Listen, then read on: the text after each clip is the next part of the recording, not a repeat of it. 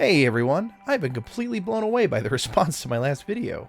Even a week after posting, it's still generating a lot of views and a lot of comments.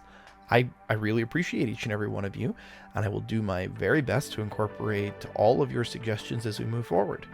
And given the diversity of those suggestions, I may need to start running a series of polls so I can figure out who the opposing forces on our Tau boarding patrol diorama should be. At the end of my last video, I talked a bit about what this challenge is going to be, but just in case you missed it, here's a quick refresher. When picking up my Farsight Arcs of Omen book and dice from my local game store, I overheard a D&D group whom I've never met before at the end of their play session. Their DM described that the party was reaching a brass dragon's lair and had narrowly avoided meeting the dragon itself just before he turned them loose for the week. I stuck around for a little bit, and knowing that I had just been gifted a free dragon model by one of the Patreons that I'm subscribed to, and thinking that it was a brass dragon, I offered to print and paint it for him and use that as my next challenge. I deliver it base coated at a minimum, come hell or high water, but I wanted to see how far I could go and how impressive I really could make this beast. So when I got home, I headed straight from my computer to check out the dragon model, and that's when I found my first mistake. The free model I'd been gifted was not in fact a brass dragon, but a bronze dragon. But not having played Dungeons & Dragon much since 2.5 edition, and not being very brushed up on my draconic lore, I thought, who cares? I'm just gonna print it, and we'll get it painted, and that'll be fine, right? Besides, I have to finish editing this Farsight video. So I downscaled it so it would all fit on a single plate, and slapped it on to go print while I finished editing. And I have to say, these bronze dragon files printed smooth as butter at 60% size and were very easy to separate from their provided supports. I quickly got everything washed up, cured, and glued together, and then spent some time gap filling with resin and my little UV light. This print turned out fantastically, but as I was doing the priming and zenithal highlighting of it, I decided to listen to some lore about brass dragons. And I found several awesome YouTube channels who had compiled years worth of draconic lore into bite-sized, often narratively packed and entertaining videos, and there I learned about the greater draconic families, and where brass and bronze dragons each fit into those hierarchies. I learned about how brass dragons look a lot more like flying manta rays with their wings extending all the way down to the tips of their tails, and I learned that they have distinctive faceplates and horns, and most of all, after hearing the description of their gregarious nature, pathological need to talk, and curiously different hoarding habits, I remembered having encountered a brass dragon in a long-forgotten campaign from my misspent youth. So, I once again took to Yegi in search of the correct dragon, and luckily for me, many artists have made some fantastic-looking models, most of which are free, but I decided to go with this extra fancy one that had a nice base. So, now that we have a model selected, it was time to head off to the slicing software. This dragon was massive, so after downscaling it to 75%, I sent the first plate off to the printer, and for the most part, this first plate turned out great. There were a couple of problems, like with this tail section, but everything else turned out fine. So I tossed the first pieces into the wash and fired up a second plate, this time with the wings and previously incorrect tail section, and oh boy. Yeah, this is where I started having problems. This print came out very wrong. The outer parts of the wing didn't print correctly, and the tail had just adhered to the bottom of the FEP. It took me way longer to get this scraped off than I wanted, and once I had done so, I tried to fire up, a second plate again, and went to sleep. And when I woke up, I found that nothing was working right at all. The print plate was empty, and all I had to show for that third plate was a mess on the bottom of my FEP. And after some examination, I found out what the issue was. During the process of trying to peel the edge of the misprinted parts, I'd created a tiny hole in my FEP. And now it was time to drain the resin, clean everything up, and then replace the old FEP with a new FEP 2, which is a new product created by Eleglu that's supposed to be a lot more durable. So FEP 2 in place, I fired up that third plate again, and then started gluing together all the washed and cured parts I had from earlier. By the time I was done, I returned to a perfectly printed third plate, and with that, I had all the parts I needed for this project. Some had been printed with imperfections, but it was all within a range of acceptable parameters for something I was giving out as a free gift. So now I assembled the dragon, and again spent time gap filling with more liquid resin and my little UV LED light. I did this until I was at least mostly happy with the results. I don't like how sloppy I am with this step, but at the same time, I lack either the skill or knowledge on how to do this better. The pipette I use always seems to add more than I'm wanting, and the resin has a tendency to pool in odd ways that don't look right, but overall I'd say it's a skill that I probably just need to spend some time and master. And now that the dragon was fully assembled and cured, it was time for priming. As you can see, I left out the zenithal priming on this piece, knowing that the primary brass paint I wanted to use was going to be Turbodork cartridge family, and as with most Turbodork products, it only works on top of a black primer. Preferably a gloss one, but since I don't have a gloss primer, this Army Painter Flat Black will have to do. Once that dried, I gave it several generous coats of cartridge family, trying to be sure to cover all parts equally. And with that, I was left with this pretty impressive looking brass statue of a brass dragon. With this, I had reached the minimum I had promised, and it was only Monday afternoon. So I gave the Turbodork time to dry and tried to plan out what the rest of this paint scheme would look like. I had 3 different brass colors all told, and luckily for me, they stacked up quite nicely as a base, midtone, and highlight. Now, I don't actually know if I'm using those terms correctly, so please forgive me if I'm not. And I had just finished spraying everything down in my midtone, so all that was left on the main body was to do highlights and shading. But I held off on that in favor of doing the wings first. That way, in case I overpainted while I was doing the wings, I could come back and recover it as a part of highlighting, and not have to do any extra steps. For the wings, I started by taking Dubai Brown by scale color and thinning it out until it was a glaze. Applying a thin glaze like this over the top of Turbodork paints gives them this very interesting candy shell look, and if that was my intention, this is where I would stop. But it's not, so once the whole wing membrane was finished, I grabbed some Vallejo black and started doing the same thing on the inside of each membrane, trying to feather it out as I progressed down the wing. And I need to stop and apologize for a moment. I'm sorry about the camera angle I used. I never stopped to check to see if the camera could actually see anything, and so most of what you've been able to see in these last few shots has been the back of my hand. And I swear that I do better in like the very next shot, where I go back to do the farthest edge of the black wash I just completed, and I go over it again with another several layers of brown wash, attempting to fade and blend each layer into each other.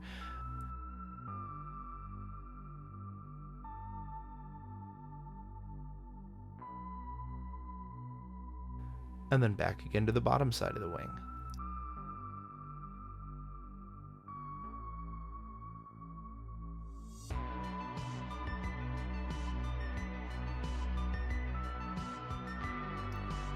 Now, I've never done much glazing before, and I really appreciate this large canvas on which to practice this skill. If you haven't ever tried it, I highly suggest it. But once I'd built up a few layers, it was time to go back and do the same thing again with orange. And as with each layer, I move a little further down the wing and blend a little less with brown. Once orange was finished, it was time to move on to burnt red. This was progressing nicely, and I really enjoyed watching the vibrancy of the red build up over time.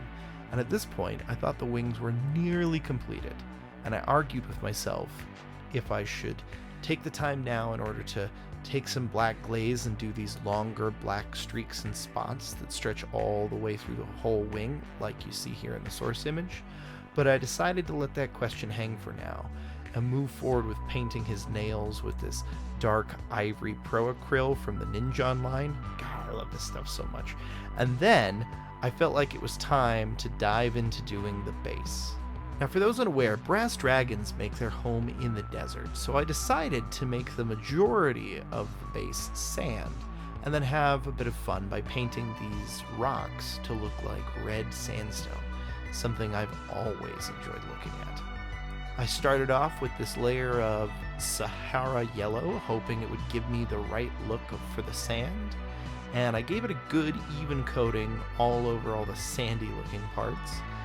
Once I had a nice layer built up, I swapped the paints out, went to town base coating my sandstone, and I have to say, I think I really nailed the color with this combination of 4 parts Mars orange with 1 part Aldebaran red, and this coat went on nice and easy. Then, looking over the piece again, I decided I didn't like the look of the Sahara yellow alone for the sand, so I came back in with a light spray of Icoro that I feel like really added the right look. And I made sure to pay special attention to all the little nooks and crannies where it looked like sand might get pushed by the wind in this step.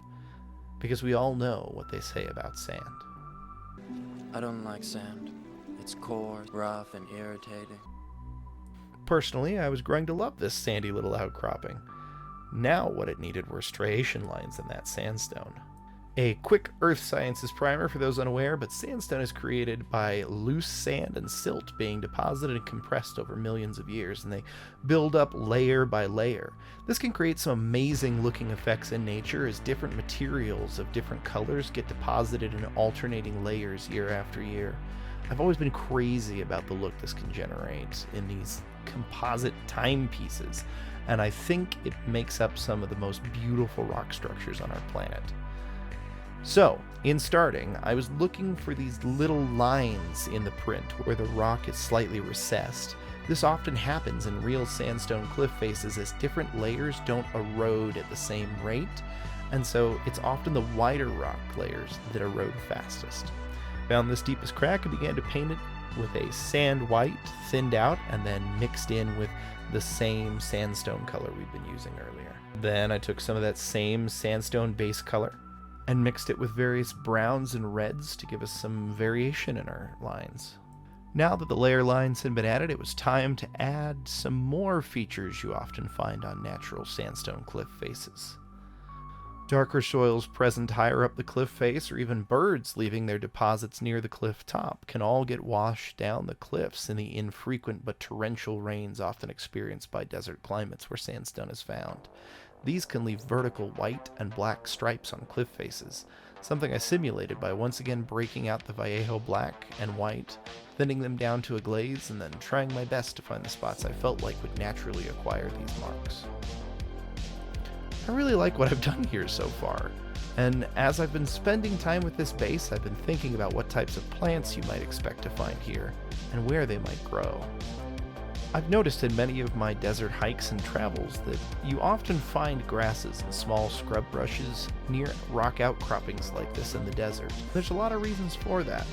Protection from the harsh winds, partial shade provided by the rocks against the glaring desert sun, and the vertical surface of the rocks actually providing a funnel for what moisture and windborne soil particles make their way here.